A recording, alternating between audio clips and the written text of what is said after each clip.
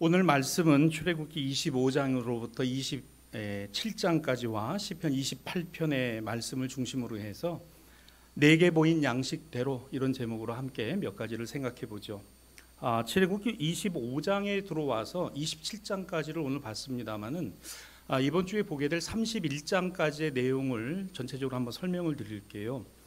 광야의 예배처소였던 회막을 건축하는 일과 동시에 제사장의 직무에 관한 규정들을 하나님께서 명령으로 주신 내용입니다. 그중 우리가 오늘 보았던 25장으로부터 27장은 하나님의 성막, 회막을 중심으로 해서 여기에 들어가는 등잔과 또한 번제단과 또 각종 크기를 규정하고 설정한 내용이 본문에 나타납니다. 그런데 이 본문을 가만히 놓고 보면 모세가 정한 게 아니죠. 이스라엘 백성들이 의논해서 정한 사이즈가 아닙니다. 여기에 설정된 모든 크기는 제목 그대로 하나님께서 이스라엘 백성들에게 명령하신 대로, 즉 내게 보인 양식대로 만들라 하심인 겁니다. 그래서 출애굽기 25장 9절에 보면 내게 보이는 모양대로라는 말이 나옵니다. 그 모양대로, 그와 같은 내용으로 이것을 만들라.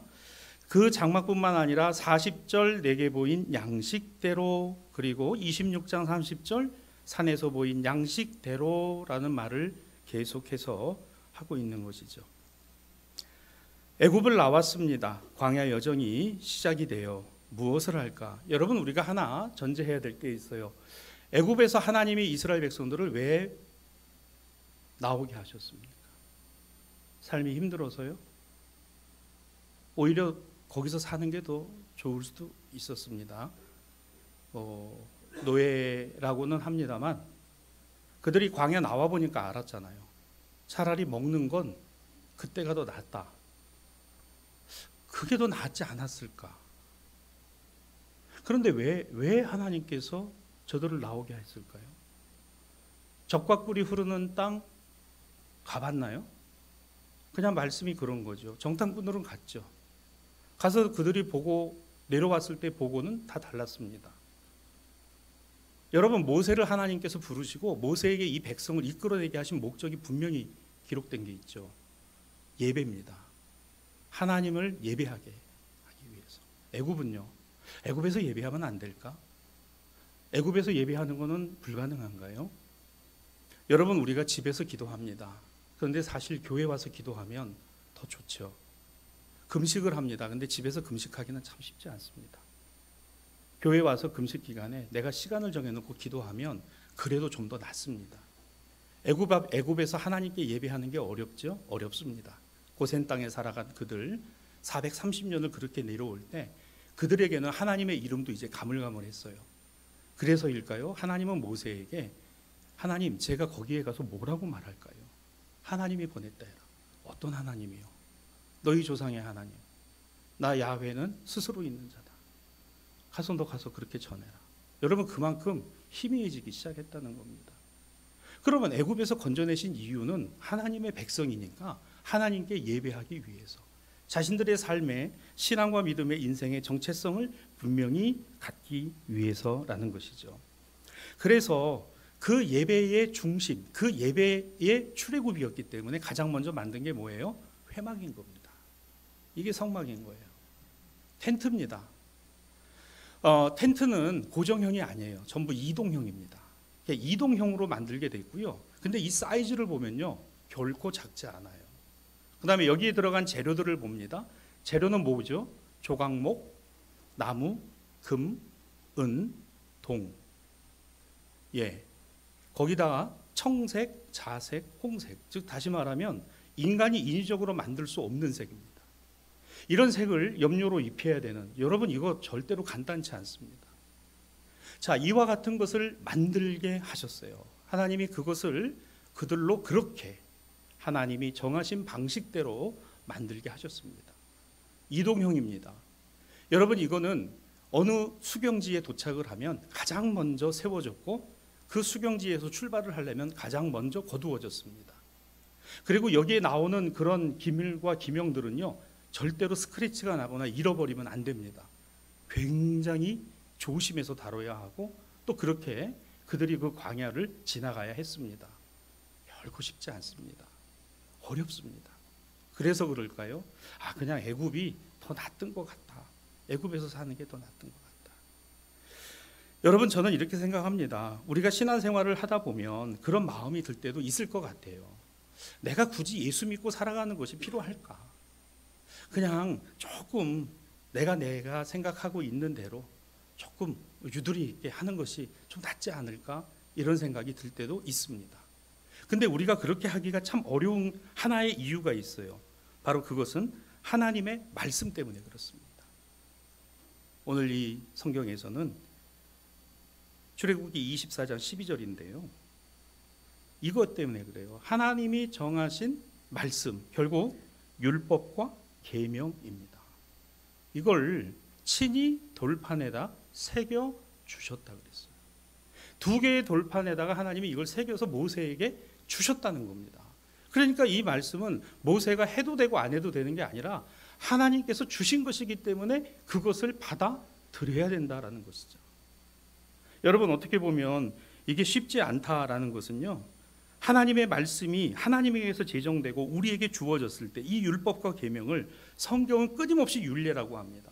이 율례를 따라 살아가는 것. 그런데 이 말씀이 우리에게 육신이 되어 거하셨다. 우리 가운데 오셨다. 곧 예수 그리스도시다. 그러니까 결국은 내가 말씀대로 살아간다는 것은 예수를 믿고 살아가는 것이고, 예수를 믿고 살아간다는 것은 내 마음대로가 아니라 주님의 말씀대로 살아간다는 고백이 된다는 것이죠. 교회는 하나님의 말씀이신 예수를 그리스도로 고백하는 공동체입니다.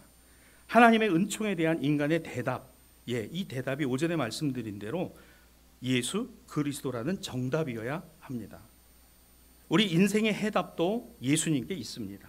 말씀이 육신이 되셨기 때문에. 그래서 우리가 주님의 이름으로 기도하는지도 모릅니다. 저희 목장 식구들과도 나누었지만 우리가 한 주 동안에 함께 중보하고 기도하는 기도의 제목들이 있어요. 저는 우리가 기도하기 때문에 능력이 있는 게 아니라 우리는 기도를 통해서 하나님의 능력을 구하고 있는 겁니다. 그리고 그 능력은 하나님께 있습니다. 그 하나님이 역사하실 줄 믿습니다. 사람의 마음을 바꾸시는 것도 하나님이세요. 환경을 바꾸는 것도 하나님이십니다. 그 모든 것을 우리로 지혜 있게 하시는 것도 하나님이십니다. 지혜가 하나님께 있기 때문에 그렇죠. 여러분, 어떻게 보면 간단한 것 같지만 사실은 우리의 삶에서는 결코 간단치 않다라는 겁니다. 우리는 성전에 관해서 참으로 존귀히 여기고 귀하게 여깁니다. 한국 교회는 예배당을 지어도 이렇게 지었어요. 방자형으로. 요즘은 조금 다릅니다만은 이런 식으로 지었습니다. 여기 오래도록 신앙생활 하신 분들은 잘 아실 거예요. 이 강대상이 강단이 아니고 지성소처럼 여기셨어요. 그래서 이곳에 청소하러 올라올 때도 감히 신발을 신고 못 올라오고 신발을 벗고 올라오는 그런 정도의 신앙과 믿음들을 다 갖고 계셨던 겁니다. 왜 그럴까요?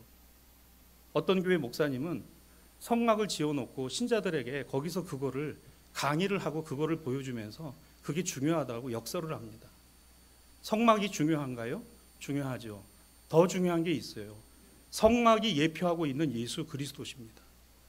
성막을 만들어 놓고 거기서 그런 퍼포먼스를 하는 게 중요한 게 아니에요. 성막의 본질이 예수 그리스도시라는 거, 그거 아는 게 중요한 거지.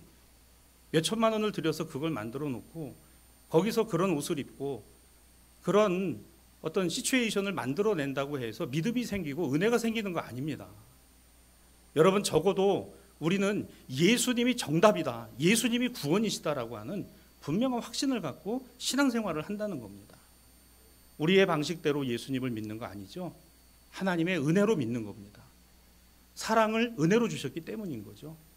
우리는 오늘 이 말씀에서 이 하나를 분명히 기억했으면 좋겠습니다. 신명기 9장 9절로 10절입니다. 그때에 내가 돌판들 곧 여호와께서 너희와 세우신 언약의 돌판을 받으려고 산에 올라가 40주 40야를 산에 머무며 떡도 먹지 아니하고 물도 마시지 아니하였더니 여호와께서 두 돌판을 내게 주셨나니 그 돌판의 글은 하나님이 손으로 기록하신 것이요 너희의 총의 날에 여호와께서 산상 불 가운데서 너희에게 이르신 모든 말씀이라. 모세의 고백이죠. 하나님이 정하신, 하나님이 기록하신 하나님의 말씀, 그 말씀을 따라 하나님이 정하신 대로 예배하고 하나님의 백성으로 살아가려고 하는 바로 그 약속의 공동체, 언약의 공동체가 이스라엘 백성들이었다는 겁니다. 여러분, 위로는 하나님과의 관계입니다. 옆으로는 다른 사람과의 관계입니다. 예수님께서 위로는 하나님과의 관계를, 그리고 옆으로는 다른 사람과의 관계를 만드심이 십자가였습니다. 이것을 성경은 하나님 나라의 일이라고 표현합니다. 사도행전 1장 3절입니다. 예수께서 고난받으신 후 또한 그들에게 확실히 많은 증거로 친히 살아계심을 나타내시며 40일 동안 그들에게 보이시며 하나님 나라의 일을 말씀하셨다. 여러분, 이 사도행전 1장 3절은 아까 제가 신명기 9장에 말씀 전해드린 대로 바로 이것이 40주 40야를 하나님의 말씀을 받았던 모세와 같이 예수님은 부활하신 후에 40일 동안 하나님 나라의 일을 교회를 통해서 보여주셨다는 겁니다. 여러분, 우리는 하나님의 교회입니다. 교회는 하나님의 은혜와 사랑을 갖고 있는 공동체입니다. 그러면 이 은혜와 사랑을 어떻게 해야 될까요? 오늘 우리의 정체성입니다. 바른 관계를 만들고 친교를 이어가는 겁니다. 내가 내 눈에 보이는 대로 내 생각에 옳은 방식으로가 아니라 오늘 예수 그리스도께서, 하나님께서 예수님을 통하여 우리에게 보여주시고 정해 주신 대로 신앙과 믿음을 이어가야 한다는 것이죠. 그런데 사실 우리가 그와 같은 일을 하는 게 쉽지 않다는 거 잘 압니다. 사도행전 1장 6절로 8절입니다. 예수님 제자들도 아마 그랬던 것 같아요. 부활하신 예수님을 보며 40일 동안 하나님 나라의 일을 들었으면서도 그들의 대답은 이런 거였어요. 주님, 주께서 이스라엘 나라를 그러면 회복하시는 것은 지금입니까? 예수님의 말씀입니다. 아니, 그건 아버지께서 자기 권한에 두신 일이니 너희가 알 바가 아니다. 오직 성령이 너희에게 임하시면 너희가 권능을 받고 예루살렘과 온 유대와 사마리아와 땅끝까지 이르러 내 증인이 되는 것이다. 이게 예수님의 답이었다는 겁니다. 여러분, 예수님과 함께 부활하신 예수님을 보았던 제자들조차도 40일 동안 설교를 듣고 하나님 나라의 일을 들었는데 정작 그 반응은 주님, 이스라엘 나라가 회복되는 것이 그러면 지금입니까? 라는 말을 하더라는 겁니다. 우리는 오늘 하나님 앞에 오전과 오후 예배를 드렸어요. 마음을 다하고 또 뜻을 다해서 하나님의 은혜를 구했고 그 사랑하심을 우리 안에 담았습니다. 그러면 그것으로 다는 아니겠죠. 우리가 이제 내일부터 한 주간 동안 세상 안에서 살아갈 때 세상의 것을 구하는 것으로만이 아니라 그 안에서 하나님 나라의 일을 생각하고 그 하나님 나라의 뜻을 우리 안에 새겨내는 삶의 자리가 되었으면 좋겠습니다. 우리의 가정의 생업이, 그리고 우리의 삶의 모든 모습들이 회복되기를 원합니다. 보다 더 풍성하고 삶의 모든 문제들이 참 평탄대로와 같이 풀려갔으면 좋겠습니다. 그러나 그리하지 아니하실지라도 하나님 나라의 일은 포기할 수 없고 중단되지 않습니다.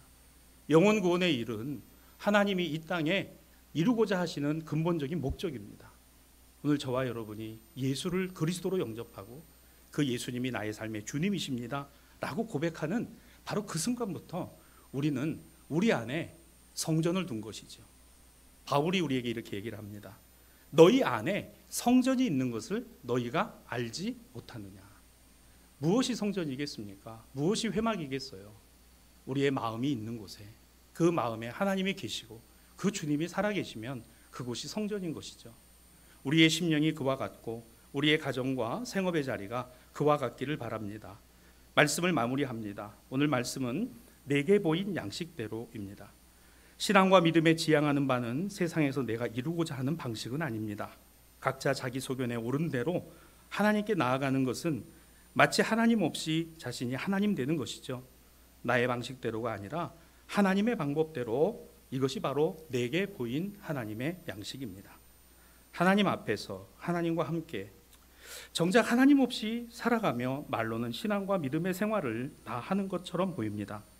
우리가 인식하던 인식하지 못하던 우리는 어차피 하나님 앞에 있습니다. 그리고 그 하나님과 함께 살아가고 있는 것이죠. 어떤 사건이든 어떤 일이든 어떤 상황이든 우리는 이것을 깨닫게 될 때가 있을 겁니다. 그것은 하나님의 사랑 때문이죠. 그 깨달음이 우리에게 이렇게 고백됩니다. 은혜입니다. 여러분, 은혜입니다. 은혜로 살아갈 수 있게 되는 것입니다. 이번 한 주간 동안 1월 한 달 우리 새해가 돼서 마음의 결심들도 있으시죠. 다짐도 있습니다. 또 기도도 있습니다. 하나님 앞에 서원하고 기도하는 것도 있으실 겁니다. 잘하셨습니다. 우리 한 달 이렇게 마무리되어 가니 참 얼마나 귀한지 모릅니다. 2월을 또 시작하게 됩니다. 시작하게 되면서 또 더욱 그 하나님의 은혜와 사랑 구할 수 있는 우리 모두가 되었으면 좋겠습니다. 나의 방식대로가 아니라 아버지의 방식대로 이루어 주실 줄 믿습니다. 오늘 이 믿음의 고백이 우리 모든 목장 식구들의 고백이 되기를 주님의 이름으로 축복합니다.